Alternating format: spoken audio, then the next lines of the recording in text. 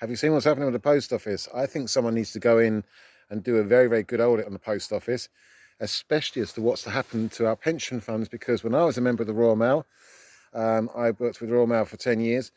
I was on a special post office pension scheme, which was a retire at 55, and I was paying a lot of money monthly into this pension, around about £186 a month I was paying so that I could retire at 55.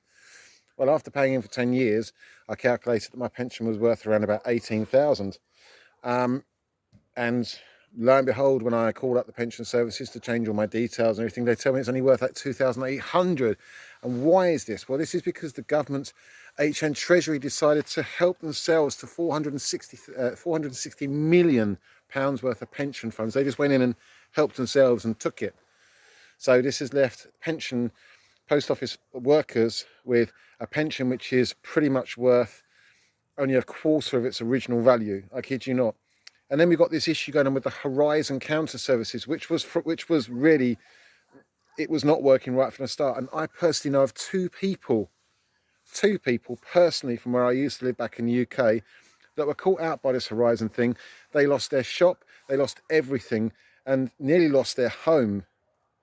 So hopefully those two people that have been affected by the Horizon would have seen this and will now be seeking compensation. They lost their livelihoods. There was a village post office where we used to live, and they accused them of, they did an audit and they said that the audit wasn't correct, and this was on the new Horizon system. Now, as soon as they put Horizon in, 3 months later, he had his post office counter closed down and everything, and that was it. So I think that it's only right that a full audit should be done of the post office to see what is happening, and the government should answer what happened to the 460 million which they took out of the post office pension fund, which has left people like myself and others which thought that they were paying into a decent pension scheme and we're going to get a good return at the end with practically nothing. I'm not happy with 2,800, and I've actually literally lodged an official complaint with the post office because I have all of my pay codes and I had the printouts of my wages and everything that I was paying in what was called NDA, non-pensionable, pensionable over time. And because I wanted to retire at 55, I was paying extra into my pension. So I was working a lot of hours with Royal Mail. I was doing 12 hours, 6 days a week.